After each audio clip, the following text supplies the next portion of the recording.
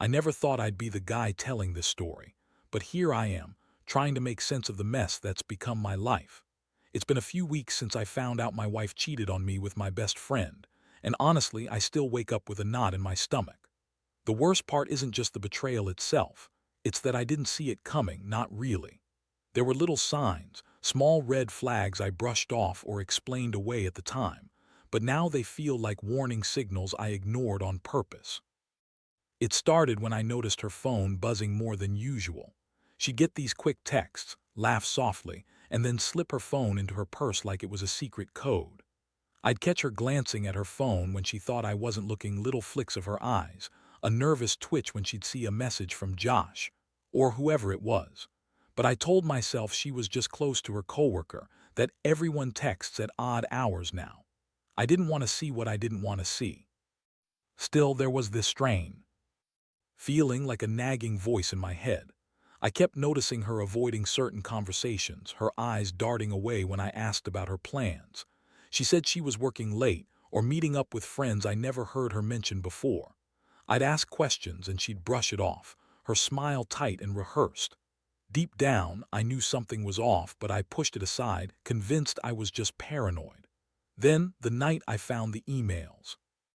It's burned into my head because I was looking for a particular document for work when I accidentally clicked on her email account. I don't even remember what made me do it, probably some weird gut instinct. The inbox was full of messages from a hotel booking confirmation, receipts for dinners at places I'd never heard of, and photos of her in a bed, half naked, with her face turned away. My stomach dropped instantly. My hands went cold, palms slick, and I felt like I'd been punched in the gut. I stared at the screen, trembling, trying to process what I was looking at. Her lips curled in a way that was almost tender, almost intimate, not just two people kissing, but something closer, more secret, and the hotel. I'd never even heard her mention it. I kept scrolling and there were more photos. Her in a robe, her hair messy and wild, smiling at her phone like she was hiding something. The emails painted a picture of a clandestine trip, a secret getaway. The truth hit like a freight train. She'd been lying to me for weeks, maybe months. I felt a strange mixture of anger and betrayal. My heart hammered in my chest like a drum in a silent room. I wanted to smash something, yell at her, maybe shake her until she understood how badly she'd screwed up. But I knew better. I needed a plan, one sharp, calculated, cold. I didn't want to blow up in rage and make stupid mistakes. Not yet. What's worse than the betrayal itself is the fact that I was blind to the signs. I had trusted her blindly. And now I find myself questioning everything. Who is she? Who was she pretending to be? And more importantly, who am I now that I've seen the truth? I sat there staring at her photos and emails for so long that my vision blurred. My throat was dry and my whole body felt numb. It was like I'd been punched in the stomach, but the pain spread throughout my entire torso. My mind raced. How do I fix this? How do I respond? Because right now I knew I couldn't just confront her and expect her to own up. No, I needed a plan. I needed to turn her own game against her. I've always been a calm guy, rational, but that calm was cracking and inside I was boiling over. I knew I had to act, not just react. I needed to take control of this train wreck before it went off the rails completely. And I swear, it was the first time I truly understood the meaning of betrayal, how deeply it cuts, how it rewires you. Now I'm sitting in the quiet of my apartment, clutching her phone, her emails, her photos, and feeling like a fool. I've got her secrets now, and I don't plan on letting her forget it anytime soon. What comes next? Well, that's the part I'm still figuring out. But trust me, it's not going to end with her just apologizing and crying. I want justice. I want her to feel what I feel, like someone ripped your heart out and danced on it. I know what I'll do. The plan's forming, sharp and cold. But I'm not there yet. For now, I just sit here, replaying those images and wondering how it all got so fucked up so fast. And honestly, I can't believe I ever thought we were happy. After I stared at those photos and emails, I knew I couldn't just sit around and do nothing. It was like I'd been punched in the gut, but now I was trying to gather myself, get my head straight. My stomach still felt like it was tied in knots, palms sweaty, palms cold. The room around me was silent except for the faint hum of the refrigerator and my own ragged breathing. I kept telling myself I needed a plan, not just an impulse reaction. I started by collecting everything I had found, printed out the emails, saved the photos on a separate drive, and took screenshots of everything. I needed to keep records in case I decided to confront her or take other steps. I couldn't trust her anymore. Not with anything. She'd lied and I'd prove it. I wasn't about to leave this to her words. I wanted proof, hard evidence. That's how I operate: cold, calculated, precise. Once I had everything, my mind went into overdrive. I had to think about my next move, but I also needed to steel myself. The feeling of betrayal was still fresh, boiling under my skin. I kept replaying her face when I found the photos, the way her eyes darted away trying to hide the truth. That lying face. It made me sick. I clenched my fists and reminded myself, no emotional reactions. I had to stay in control. I knew I had to meet her soon. I couldn't let her catch me off guard. I decided that I'd confront her in a way that would shake her to her core, not just a screaming match, but something more calculated. Something that would make her realize I wasn't the fool she thought I was. I wanted to catch her off guard, make her feel the same betrayal I was feeling. Before doing anything, I went online to see if I could find out anything about her recent activities. Social media, hotel reviews, anything that could give me a clue about her whereabouts. I didn't want to go in blind. I needed to know where she was, who she was with, how far she'd gone. I even considered using a tracker on her phone, but that felt too invasive even for me. Instead, I played it cool. I kept my eyes open. Later that evening, I called her. Her voice was normal, almost cheerful. "Hey babe, what's up?" she asked, like everything was fine. I took a breath. "We need to talk," I said, voice steady but cold. "It's important." There was a pause. "Sure, what about?" I pressed. "Let's meet. I want to get this all out in the open." I didn't say what I knew, not yet. I just wanted her to think I was calm, in control. We agreed to meet at a coffee shop near her office the next afternoon. I tried to keep my nerves from showing, but I could feel my heart pounding. I was already picturing how I'd lay everything out, how I'd watch her squirm. She'd try to deny it, lie her way out again, but I had proof now. I wasn't going to let her get away with just a simple apology. That night I couldn't sleep. My mind kept turning over every detail. The photos, the emails, her face when I told her I knew. It all kept looping like a tape I couldn't shut off. I could still feel the anger simmering just beneath my skin, ready to burst if I let it. But I knew I had to stay composed. I had to be sharp. I also started planning my revenge. Not just to hurt her, that wouldn't fix anything, but to make her understand I was no longer the fool she thought I was. I wanted her to feel the weight of what she'd done. I decided that I'd record the confrontation so there be no doubt about her lies and her betrayal. I want her to see that I'd been patient, but now I was done playing her game. As I sat there in the dark, I realized that I was already a different man from the guy she married. I'd lost my trust, but I'd gained control. I'd turn her betrayal into a lesson she'd never forget. And when the time came, I'd make sure she paid the price for breaking what we had. Next morning, I woke up with a plan. I was going to lay out everything I'd uncovered. I'd tell her I knew about her secret trip, her emails, the photos, and I'd give her an ultimatum. Either she confessed everything or I'd walk away for good. There was no way I'd stay with a woman who lied to my face, not after I'd seen what she'd done.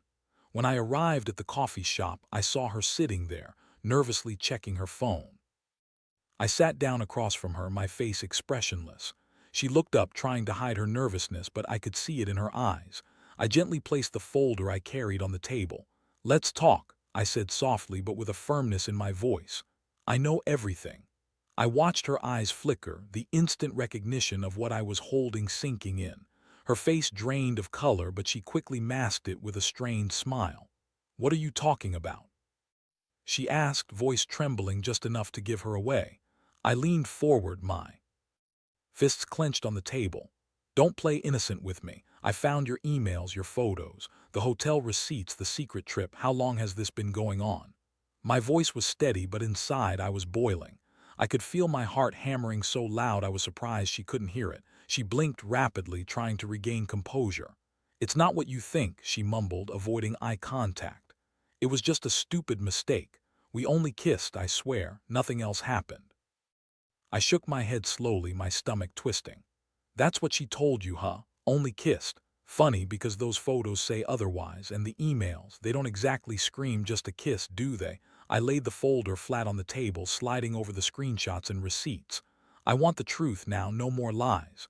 Her hands trembled as she reached for her coffee cup, but her voice cracked. I didn't mean for it to happen. It was a moment of weakness. I was upset, confused. I never thought it would go this far. I clenched my jaw and looked at her with cold eyes. "You're liar," I said bluntly. "You lied to me every single day, and now you expect me to believe it was just a mistake. You didn't think about the damage you do to us, to me." She looked down, tears pooling at the corners of her eyes. Her voice was barely audible. "I'm sorry, I never wanted to hurt you." I felt a flush of anger surge through me, but I forced myself to stay calm.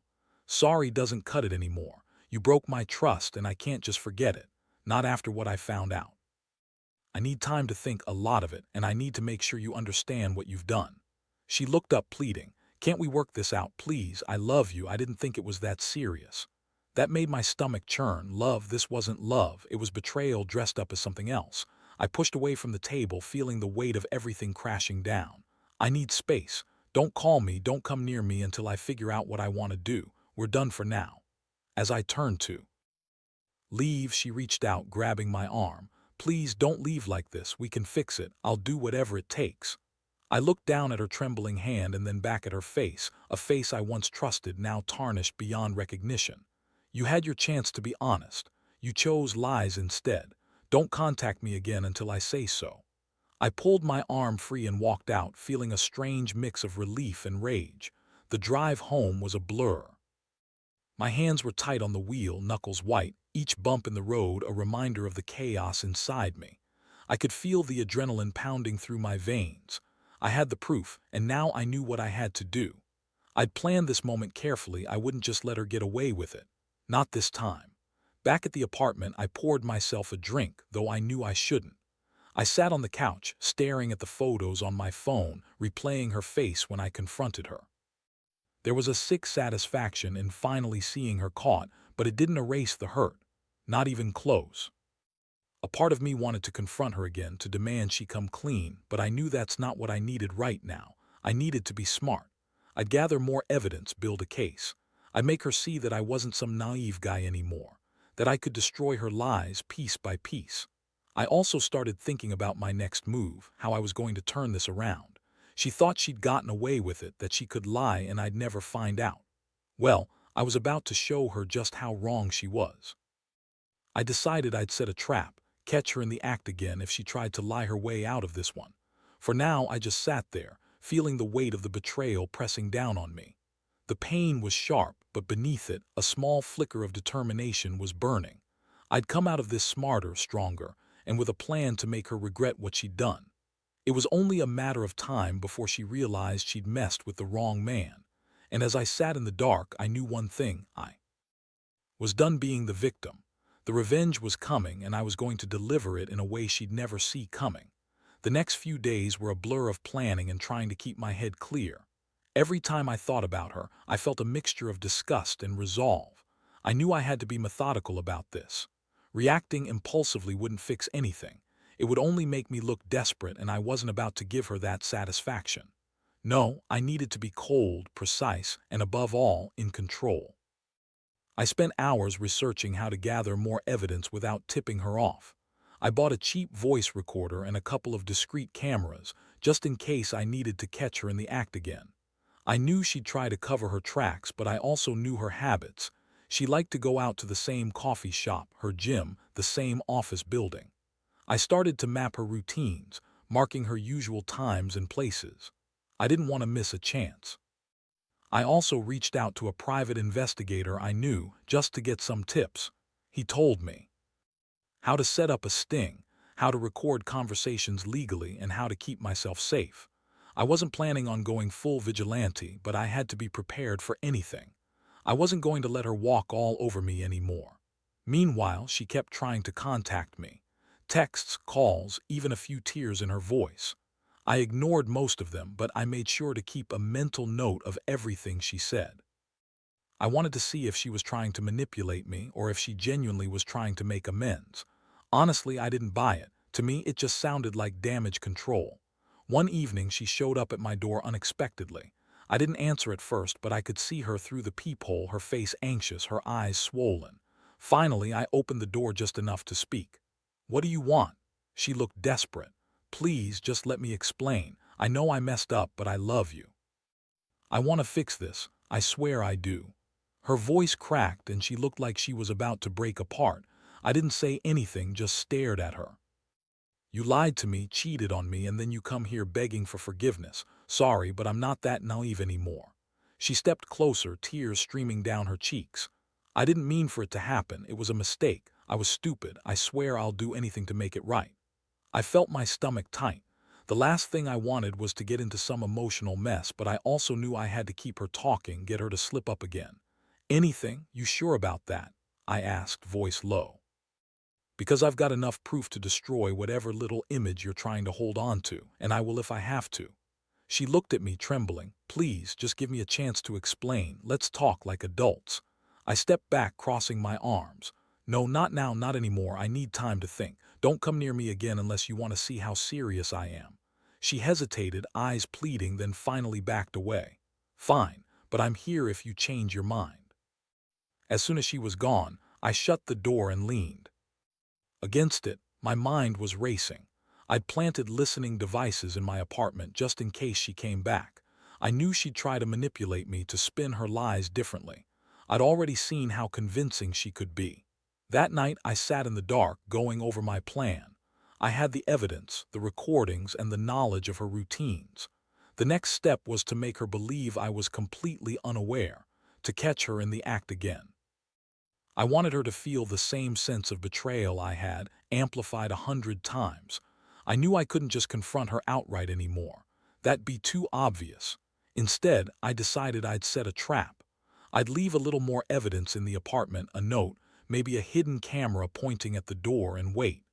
I'd pretend to be clueless, bait her into a mistake, and then record everything.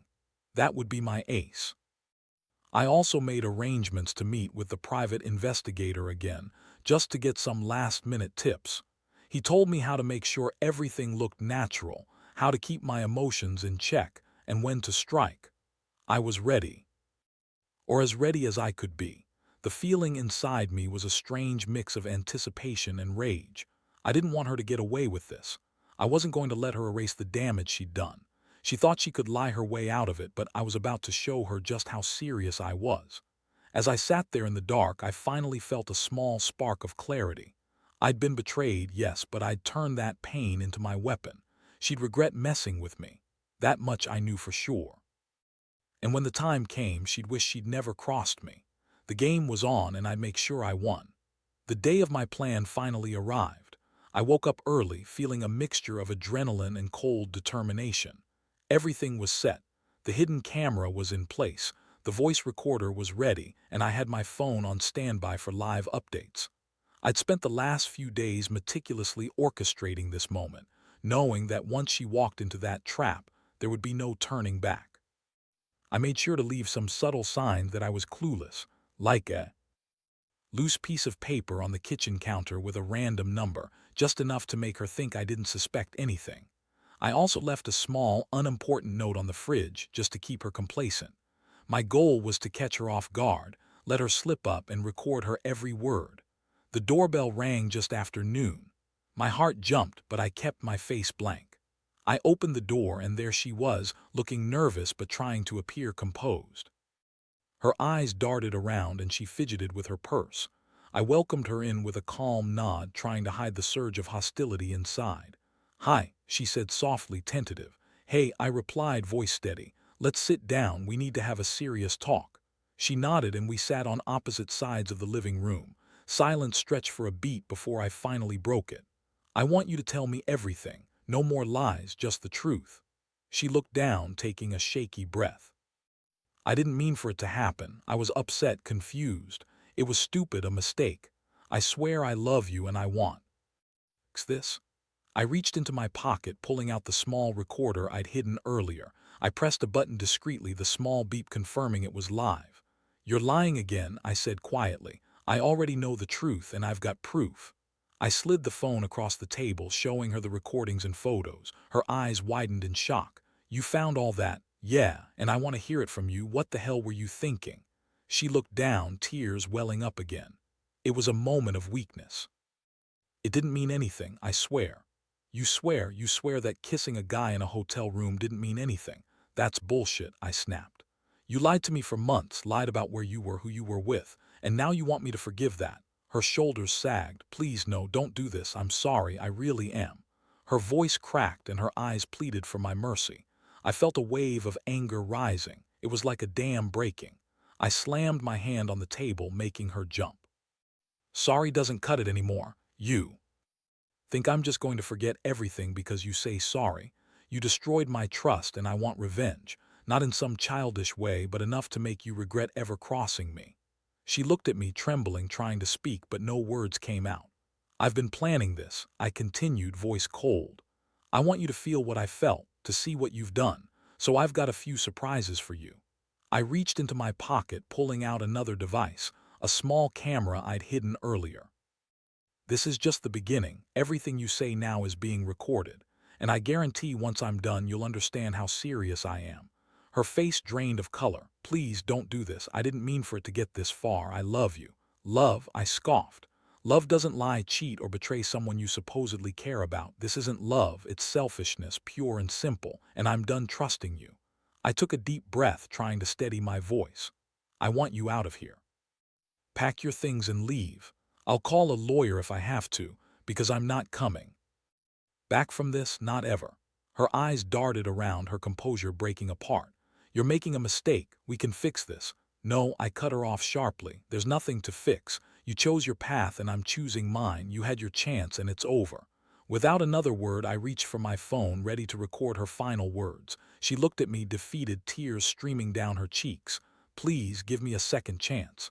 I shook my head. No, you lost that long ago. I got up, pulled out my keys, and handed her a piece of paper with an address for her to pick up her things later. Don't come back, don't call. I want nothing to do with you anymore. She hesitated, then finally stood. I'll leave now, she said quietly. As she reached the door, I watched her walk out, feeling the cold satisfaction of victory mixed with a hollow sense of loss. I'd finally caught her, recorded her, and made her see she couldn't lie her way out of this. The damage was done, and I was done too. I closed the door behind her, turned off the recorder, and looked around my apartment. All the evidence was gathered. It was time to move on, to rebuild what little was left of myself. I knew I wouldn't forget this pain anytime soon, but at least now I had control. My takeaway was simple. Sometimes, the only way to reclaim your life is to face the truth head-on and take decisive action. And I'd done just that. The silence after she left was deafening. I stood in the middle of the apartment, watching the door close behind her, feeling a strange mix of relief and emptiness. All the planning, the recording, the confrontation, it had finally come to an end. And despite everything, I felt a strange sense of clarity. I'd faced the betrayal head-on, and I'd taken control of the situation in a way I never thought I could. I took a deep breath, letting the air fill my lungs. My hands still trembled a little from the adrenaline, but I steadied myself. I knew I'd done what I had to do. No more lies, no more fake smiles, just truth and action. That's what mattered now. I went to my computer and securely saved all the recordings and evidence. There was no way I was leaving anything to chance. I wanted proof that I could always fall back on, proof that I was the one in control. Next, I started packing her things. Not out of spite, but because I wanted her gone, out of my life and out of my space. I found a box in the closet, grabbed some paper, and carefully placed her clothes, her personal items, her everything. I'd arranged for her to pick it up later, but part of me felt like I'd be better off just dropping it off myself, to make sure she understood she was no longer welcome here. As I worked, I reflected on everything that had led to this moment. I remembered the early days when I trusted her completely, when I thought we had a future built on honesty and love. It all felt like a distant dream now. Betrayal had shattered that, and I couldn't help but feel a hollow ache in my chest. But beneath that there was something sharper, a flicker of pride, knowing I finally took control. I also realized how much I had changed. I used to believe in giving people the benefit of the doubt, But now I saw that sometimes the only way to truly protect yourself is to face the truth sooner rather than later. Ignoring red flags, convincing yourself it's all fine, those were mistakes I'd never make again. I'd learned that trust is fragile and once broken, it's nearly impossible to repair. Standing there, I made a vow to myself. I'd rebuild not just my apartment but my sense of self. I'd learn to trust again, but more carefully this time. I'd stop pretending everything was perfect when it was, and I'd never let anyone manipulate or betray me like that again. When I finally finished packing her things, I grabbed my phone. I looked at the recording files one last time, then pressed delete, not because I was trying to erase what happened, but because I was finally ready to move past it. I'd stored everything securely, and now I was ready to throw the past behind me. I walked to the door, took a long breath, and then picked up the set of keys I'd left for her. Slowly, I handed them over to the landlord with a terse note. Tenant moved out. No contact, please. I felt a strange sense of closure as I watched her drive away, her car fading into the distance. It was over. In that moment, I knew one thing for certain: I'd survived this ordeal, not unscathed but stronger. My trust was shattered, but I'd learned to be more cautious. I'd learned that sometimes the best revenge is simply walking away and taking back control of your life. So I stayed behind, closing the door on that chapter of my life. I stood in the empty apartment that had once been filled with love, now just quiet and hollow. I looked around, feeling the cool air on my face, and finally I allowed myself to breathe. This experience taught me that betrayal can break you, but it can also make you. It's a brutal lesson, but one I'll carry with me. Moving forward, I know I won't let anyone take me for a ride again. I'll be wiser, more guarded, but also more honest with myself. And that's how I finally reclaimed what was taken from me. Through cold truth, decisive action, and a resolve to never let anyone so deeply hurt me again.